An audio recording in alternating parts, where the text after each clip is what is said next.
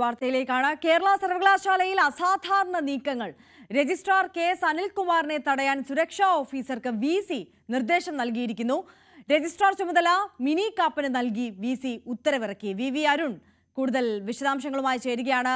Arun, V അരുണിലേക്ക് നമുക്ക് ഉടനടി മടങ്ങിയെത്താം. എന്തായാലും സസ്പെൻഷനിലായിട്ടുള്ള രജിസ്ട്രാർ കെ.എസ്. അനിൽകുമാർ ഇന്ന് ജോലിയിൽ പ്രവേശിക്കാൻ തിരികെ വരും എന്ന് അറിയിച്ചതോടുകൂടി നമ്മൾ എല്ലാവരും പ്രതീക്ഷിച്ചിരുന്നതാണ്. വളരെ വലിയ രീതിയിൽ ഈ വിഷയം, ഈ വി.സി രജിസ്ട്രാർ പോര് ഇനി ഏത് തലത്തിലേക്ക് നീങ്ങും എന്നുള്ളത്. എന്തായാലും അനിൽകുമാർ ഈ വിലക്ക് ലംഘിച്ചുകൊണ്ട് ഈ പദവിയിലേക്ക്, ഈ ജോലിയിലേക്ക് തിരികെ പ്രവേശിക്കുവാൻ വേണ്ടി വരുമ്പോൾ അതിന് മുന്നോടിയായി തന്നെ ഇപ്പോൾ ചില നീക്കങ്ങളുമായി വി.സി രംഗത്തേക്ക് എത്തുന്നു എന്നതാണ് സാഹചര്യം. അനിൽകുമാറിനെ തടയാൻ സുരക്ഷാ ഓഫീസർക്ക് വി.സി നിർദ്ദേശം നൽകിയിരിക്കുന്നു എന്നതാണ് പുതിയ വാർത്ത. രജിസ്ട്രാർ ചുമതല മിനി കാപ്പന് നൽകി വി.സി ഉത്തരവിറക്കുകയും ചെയ്തിരിക്കുന്നു.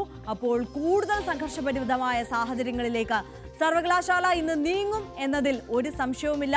ഡിവൈഎഫ്ഐയും എസ്.എഫ്.ഐയും മുൻകൂട്ടി തന്നെ അവിടെ വലിയ പ്രതിഷേധങ്ങൾക്ക് ആഹ്വാനം ചെയ്തിരുന്നു. അതിനിടയിലാണ് വി.സിയുടെ അസാധാരണമായ ചില നീക്കങ്ങൾ കൂടി ഇപ്പോൾ വന്നിരിക്കുന്നത്. ഇത് കൂടുതൽ സാഹചര്യത്തെ സംഘർഷഭരിതമാക്കും, സങ്കീർണമാക്കും എന്നതിൽ തർക്കമില്ല. ഇപ്പോൾ നമുക്ക് സർവകലാശാലയിൽ നിന്നുള്ള ദൃശ്യങ്ങളാണ് പ്രേക്ഷകർ കാണുന്നത്.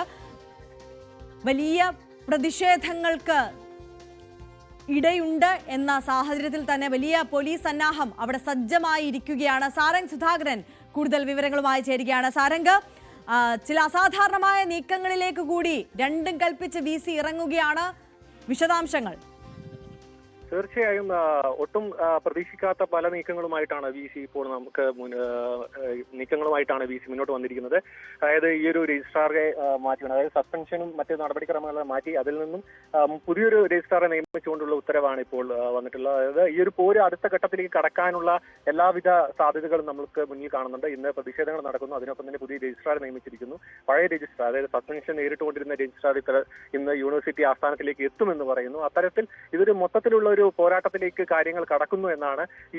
വി.സി ഈ ഒരു പ്രതിസന്ധിയിൽ ഒട്ടും പിന്നോട്ട് പോകാൻ തയ്യാറല്ല എന്ന് മനസ്സിലാക്കിക്കൊണ്ടാണ് നമുക്ക് ഇങ്ങനെ ഒരു ഉത്തരവ് ഇറങ്ങിയത്. അതും ഇന്ന് തന്നെ അത്തരത്തിൽ സസ്പെൻഷനിലായ ഈ ഒരു രജിസ്ട്രാർ യൂണിവേഴ്സിറ്റി ആസ്ഥാനത്തിലേക്ക് എത്തുമെന്ന് പറഞ്ഞതിനിടയിൽ തന്നെയാണ് പുതിയൊരു രജിസ്ട്രാറെ നിയമിച്ചുകൊണ്ടുള്ള പുതിയ ഉത്തരവ് ഇറങ്ങിയിരിക്കുന്നത്. നിലവിൽ ഈ വലിയൊരു പോലീസ് സന്നാഹമാണ് ഇവിടെ യൂണിവേഴ്സിറ്റി ആസ്ഥാനത്ത് നിലനിൽക്കുന്നത്. മാത്രമല്ല വലിയ പ്രതിഷേധങ്ങൾക്ക് ഇന്നും യൂണിവേഴ്സിറ്റി ആസ്ഥാനം സാക്ഷ്യം വഹിക്കും എന്ന് തന്നെയാണ് നമുക്ക് മനസ്സിലാക്കാൻ കഴിയുന്നത്.